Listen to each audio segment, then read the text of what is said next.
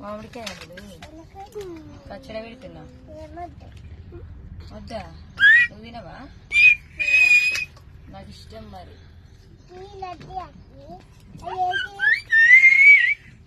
Sound చేయకురా.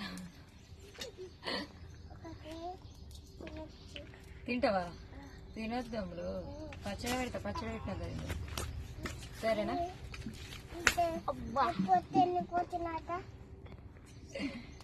ఈరోజు అయితే నేను మామిడికాయ పచ్చడి పెడుతున్నా అనమాట. 4 కాయలు, ఎక్కువ కాదు. ఈరోజు రేపటి మందం మాత్రమే. నీకు ఇష్టమా అమ్ములు? నీకు ఇష్టమా? నాకు ఇష్టం. మరి పాప